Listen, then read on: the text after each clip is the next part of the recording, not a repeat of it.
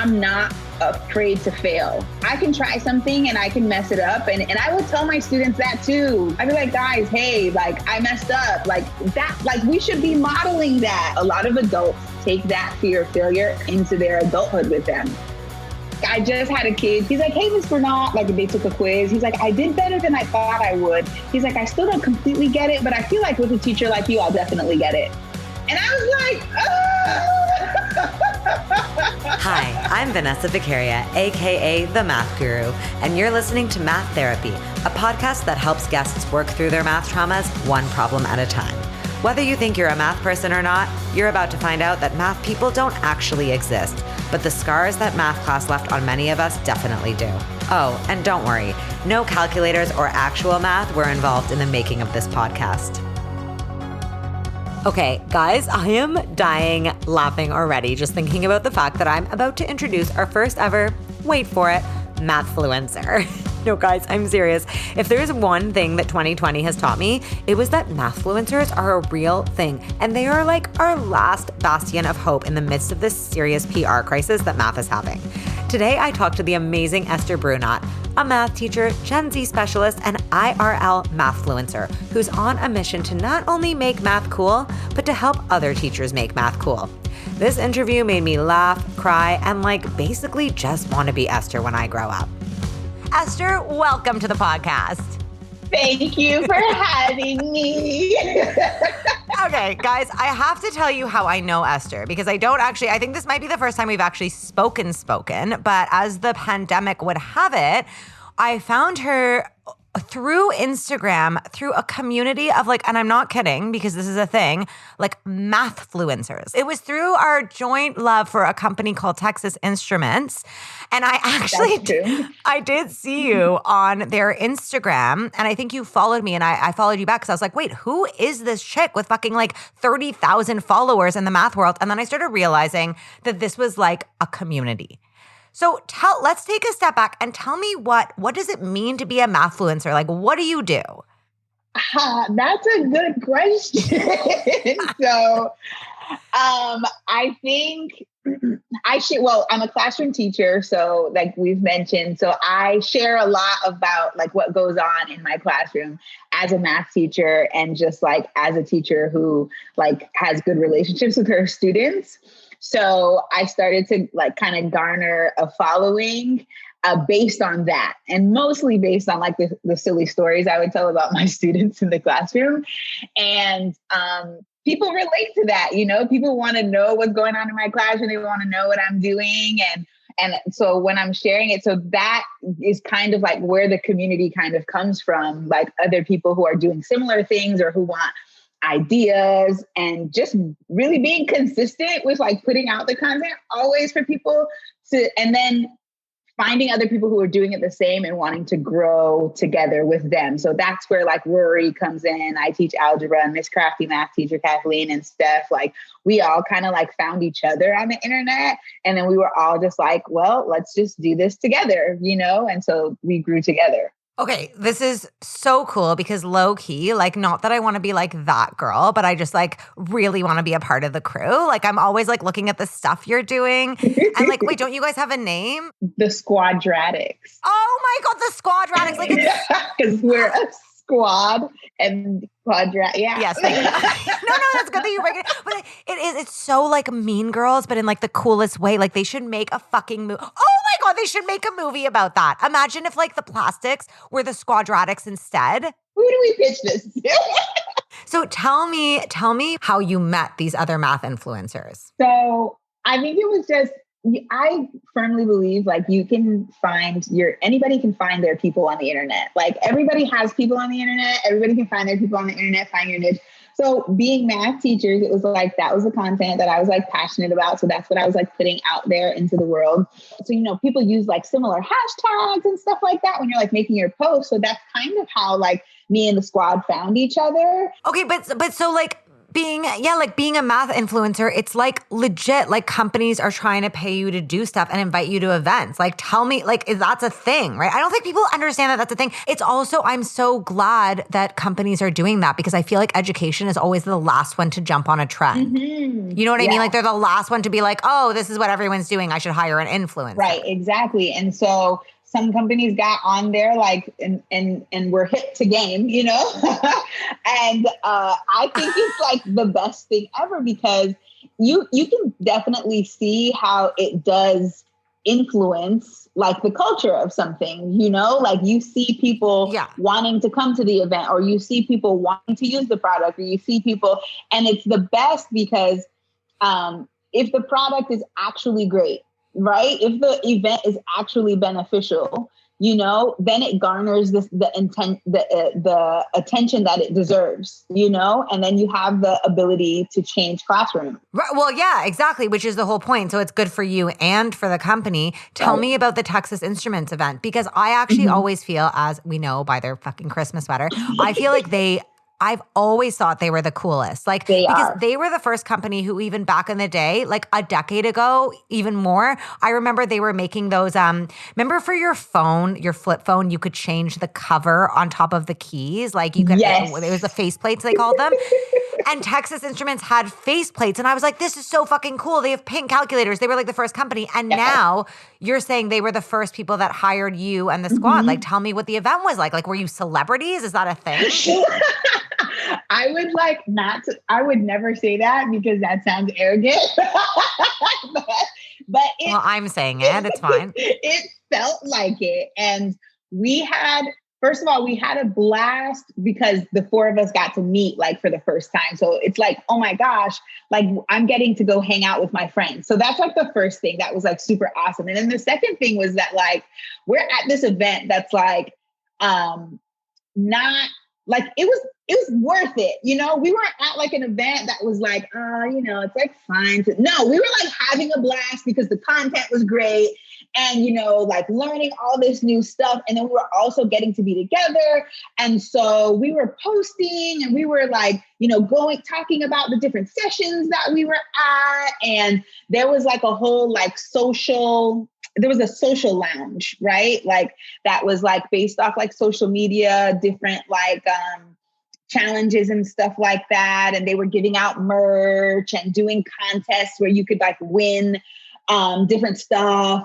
And so we did like a meet and greet. We did like an IG live at one point, you know, like while we were there. A meet and greet? Like where people were there to meet you? It was kind of crazy. What? Oh my God, you are a math celebrity. Okay, this is like my goal in life, to be honest. Like I want to be a math celebrity. So like you guys are literally squad goals. Listen, like actually. That's why I'm like, next time any of this stuff happens, like I need you to be wherever we are.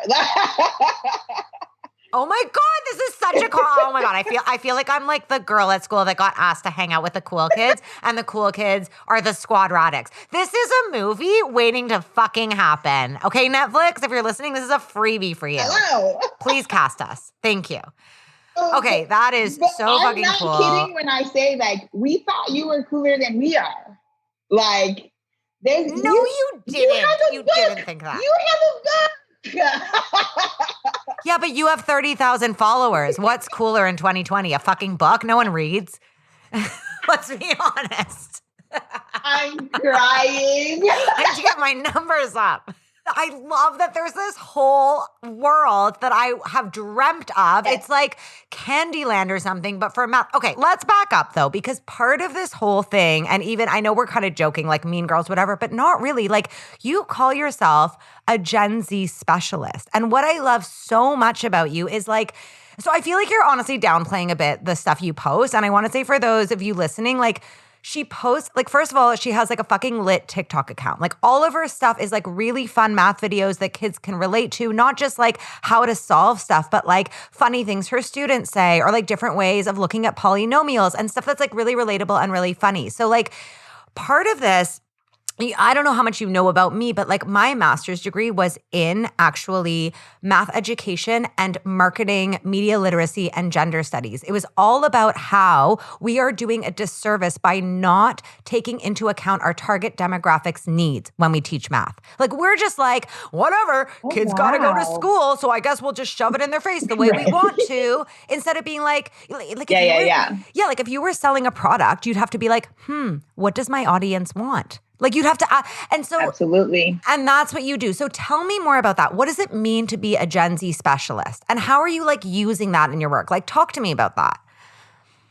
Okay, so that basically comes from, I feel like as a teacher, I kind of have to go into their world.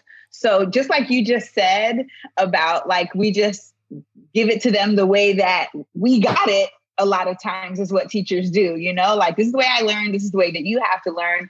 Or I'm just like, this is the way that it has to be, suck it up, you know?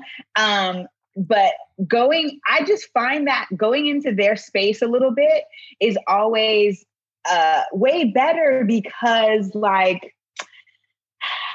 first of all, I'm nosy. So if somebody says something, you know, like, I'm like, explain that to me. I need to understand what you're talking about, you know? So I'm always like picking up on stuff that they're saying. So that's the first thing. And then I just know that like using something that they relate to gets me way more buy-in than if I just stay in my lane. Like if I want to be a fuddy-duddy adult, I could do that. I don't think you could. Yeah, you know, honestly, probably not. But so I try my best to like not be cheesy about it either. But like, so I go into their world. Like I find out what's hip right now. I find out what games they're playing. I find out what lingo they're talking about. I find out what trends are, like even if it's like clothing trends, if I start to notice something. And I honestly think like, it's like, you know, we talk about how everybody has a math brain, you know, it's not just some people who have a math brain or whatever. It's just like tapping into what part of what part of math you kind of relate to. And I very much relate to like, patterns, you know, Yes. and picking up on something. And I think patterns are trends, you know, if I keep seeing kids walk into my classroom with Crocs on, like something's happening here. Like, where is this coming from, you know? And it's in different pockets of the nations, the Crocs thing, but like our kids are big on the stinking Crocs. Like, What? I'm like, absolutely. At the beginning of last school year, I would literally like video every time a kid walked into my classroom with Crocs on. There would be like 3 kids in every class period. And then they like deck them out in like, they have these little thing called gibbets that they put on them. So they'll have like, I'm not kidding. Like they'll have like class of 2020 on their Crocs, or they'll have like superheroes or like anime characters on their Okay, I have 2,000 things to say right now, but the first thing is my thesis question, I'm not kidding you, my opening thesis question was, what if we treated math like a pair of Uggs? Just take that in. What a crazy coincidence this is. Yes. And the reason is for us, it's Uggs that are the Crocs. Everyone has a fucking pair of Uggs. And I always said, like, we are so similar in this part because I was always like, there is a trend going on. The trend doesn't come from nowhere. It starts. And actually, I did so much research on how things become cool. And I was like, why can't we apply the same principles to math? Like if an ugly ass fucking shoe can pick up, so can being good at math. Like I really thought the two were so similar. Absolutely. You're like speaking my love language right now. You're speaking my love. Like this is so crazy. And it's so crazy that it's both surrounding shoes. Like the ugliest shoes, like 2 of the most arguably ugly shoes. Anyways. Oh my God. Anyway. Okay. So backing up though, I love what you said about how trends are patterns. And I think that's so cool because often when we're talking about making math relatable to kids, we think that it's like, if it's about something that they know in the physical world, it relates to them. And that's not true. So being like 3 apples plus 2 apples, oh, there, it relates to kids because they know what apples are. Okay, they might know what they are, but they don't give a fucking shit about how many apples they have. So there's 2 things here. Number one, many teachers will say to me, I love this. I love what you're talking about, but I don't know how to do it. Like, how could I possibly, like, how would you tell a teacher, how can they tune in? How can they pick up on this stuff? And how can they use it in their approach to math? I think it's about like actually, you got to kind of step outside of yourself, I feel like, and care about like what the conversations that are happening in your classroom. I feel like if I kept in my own little bubble, I would not be tuned or hip to whatever is happening. So it's a little bit about that. And it's like there's a relationship happening between like students, like my class of students and me, right?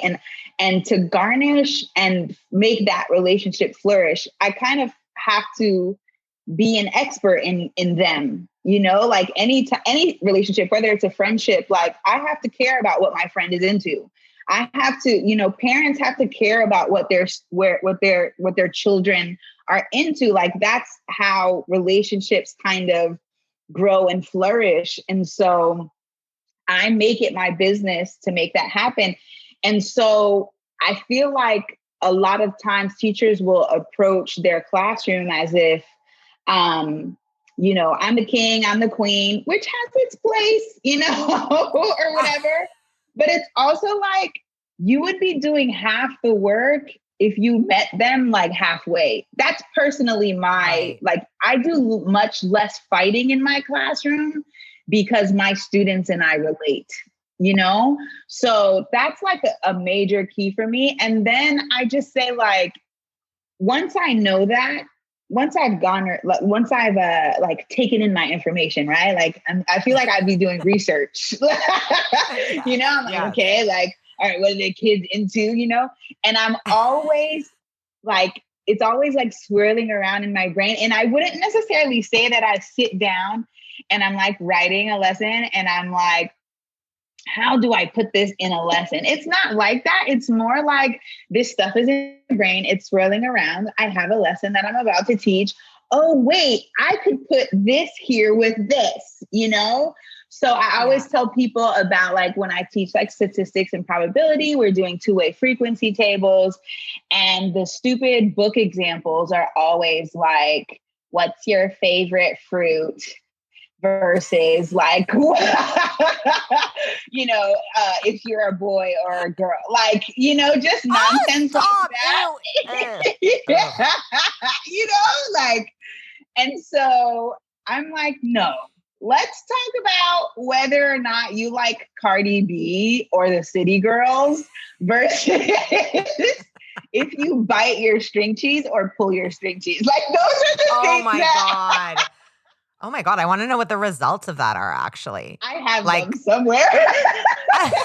But see, that's the funny thing. Like, that is what it's about. When I was actually a math teacher, or even in my tutoring practice, like us and the tutors do this all the time. But I remember when I was a math teacher, the reason kids liked me so much is it was as simple as changing like the names in a word problem to reflect like pop culture icons or whatever. Like, and it's almost like we need professional development on this. This would be a really cool idea. Like, we'll talk more about the professional development you do. But like, imagine you did a professional development session on like a monthly, like, here's what the kids are into this month. You should fucking do that for math teachers. Of like 10 things the kids are into and 10 ways to throw that into a math lesson. Every month you do it because like the trends change and teachers like go away being like, okay, anyways, this is a freebie idea for you. I feel like you and the squad that I'm not a part of yet, the Squadratics, can put together. And like, what if students said to you, like, they must think you're like the fucking coolest person. Like, what kind of reactions do you get? I mean, to be completely honest, I do get a lot of like, you're the best math teacher I've ever had. And like, I love you. And like, I do get that a lot. It's true. Like, I'm not even like tooting my own horn, at least once every 2 weeks. There's like I just had a kid who that's amazing. I just screenshotted too. I was gonna post it. He said, He's like, hey, Miss Brunat, like they took a quiz. He's like, I did better than I thought I would. He's like, I still don't completely get it, but I feel like with a teacher like you, I'll definitely get it. And I was like, wow. Oh my God. But it is crazy. It's crazy because you know what? Honestly, the point of this podcast, Math Therapy, is because people who don't understand math or who feel like they just aren't, and I'm using quotes, math people, it does something to you. Like throughout your life, because math is always the subject that's associated with intelligence. I think that's total bullshit. But the point is, the feeling that you can't do math, which is normally learned at a young age, you carry that feeling of failure with you. So the fact that you're making kids feel this way is so crazy. And like, I really do want to ask, like, do you see a difference in the way that Black kids feel about themselves as mathematicians? Have you come across that at all? Like, is that something where like you notice a divide? Absolutely. There's definitely a divide. If you look at the demographics of my school, we are 30% white, 30% Black, 30% Hispanic, and then like, mixed after that. Where like I love it. I think it's the perfect diverse ecosystem. But when you look at the breakdown of a remedial math class and you're looking at it and it's all Black kids and like a sprinkled of Hispanic kids, you have to kind of wonder. Really? Yeah, absolutely. And you have to kind of wonder, like, what is that? Like, it's not because Black kids and Hispanic kids are dumber. It's because we're not paleting the material for them in the right way. So I had started off at like the remedial, like Algebra 1 class, and it's so funny. Those kids, like a lot of them didn't even know their times tables. Okay. I was teaching them Algebra 1. So imagine trying to teach a kid factoring and they don't really know their times table. So I was like, I forgot about this, but you want to know what made me realize it is one of my students from back then found me on Instagram. And like, she was like going through reels or something like that. And she was like, oh my gosh, you're Miss Brunat. You used to quiz us on our times tables when we would come into class. And to this day, she's like, I know them like the back of my hand because you did that to us. I have goosebumps. I literally have goosebumps under this sweater, under this Christmas sweater without a calculator on it. Oh my God. Like this was literally like 2 or 3 weeks ago. Like this was not, and I forgot about that. And I was like, it's so crazy. Like being a teacher, you're just uniquely positioned to have like an insane amount of impact on lives. Like I saw this meme the other day that was like, nobody talks about remembering their accountant, but everybody talks about that one teacher. It's like, what a beautiful power that is, right? So it's like, okay, I want to actually talk about technology. So much of what you do is based in technology, right? Like you make all these really cool videos, you make all these really cool TikToks, and like, this is so interesting that now during COVID, everyone has had to translate their teaching to technology. And one of the biggest problems we're seeing is teachers do not know how, and they are missing the mark so hard. But then you have teachers like you and, these Mathfluencers who are already familiar with the medium. For the teacher out there who's like, I just don't know how to do it. And for those of you listening, like Esther and her friends put on this amazing conference called Beyond the Mean, where they taught teachers tips like how to use video in the classroom, how to use Zoom the best way. Why do you think we're not making more use of people like you? Like, why the fuck didn't every school board just hire you to train their teachers? Like, why? School boards they're not hiring me yet. But I think school boards are trying to get their teachers. This is the thing. Just like people are afraid to fail in math, so that's why they don't try. Like a lot of adults take that fear of failure into their adulthood with them. So they look at something new and they're like, if this is going to require some kind of failure out of me, I'm not even going to try this because what I'm doing is working already, So like, why do I need to even go into this new space, learn this new skill? It's going to be hard. I'm going to look dumb doing it at first, that plagues us more than we would like to admit as adults, I feel like. And so for me, if somebody presents something to me pretty straightforward, and I'm like, I should at least give that some kind of try, And so I went into all of our tech stuff. Like when we got our online learning management system, I went into it really quickly. I was like, let me just mess with this and see if I like it. I'll at least mess with something, And there was just a lot of teachers in our district who were not at least messing with it, because we had our online platform probably 2 years before COVID hit. But people just never explored with it, So then it was when COVID hit. Yeah. When COVID hit, it was like, oh shoot, here's all these trainings, even though these trainings were available to them from like a year and a half before. And so that's made COVID transition really smooth for me.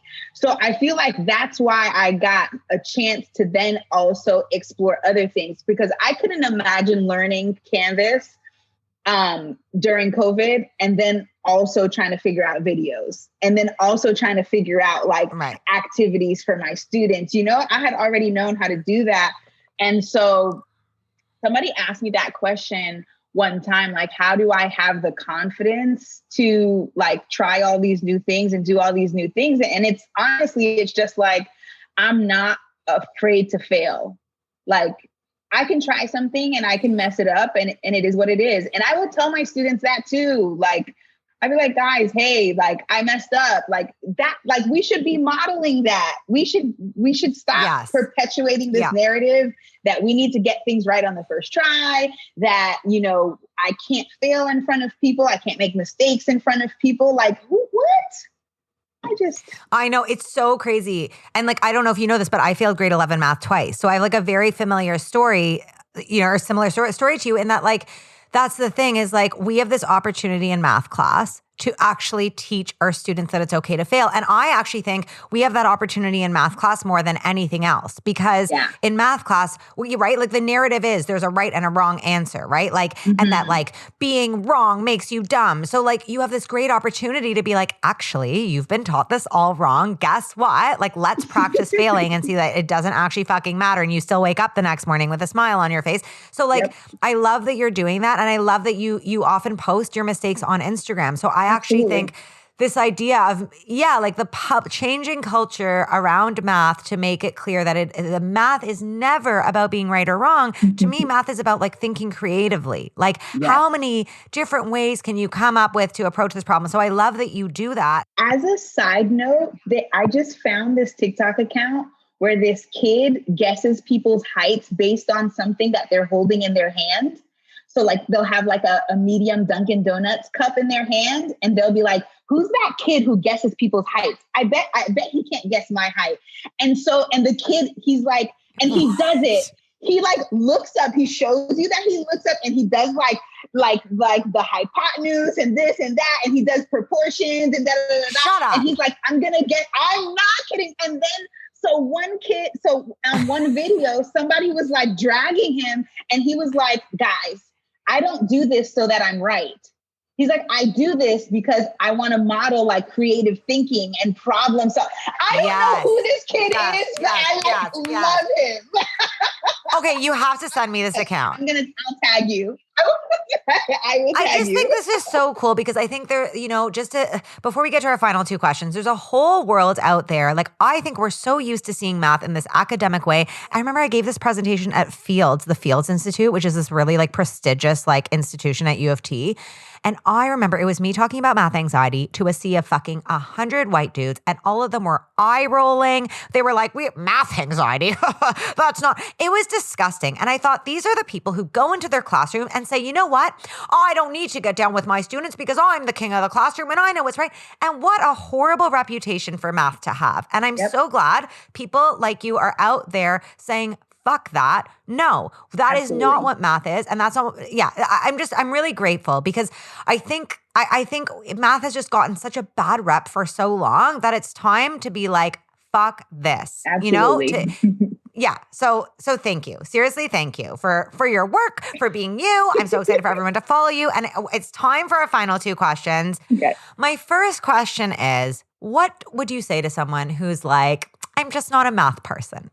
I would say you're fooling yourself. Like, that's not true. We're all math people. It's like, what part of it do you relate with the most, right? Like, some kids are like intuitive thinking is their thing, like, and they want to do all their math in their head. There are some kids who relate to process. I was a process kid and like a patterns kid. Like, oh, I see this is how this, okay, let me do that, So I think it's more like, what part of your brain like connects to which process the most, and not to think of it as not being a math person versus being a math person, because that's what puts up the block in the first place, and then makes you not want to even try. So no, nobody's doing that. I love it.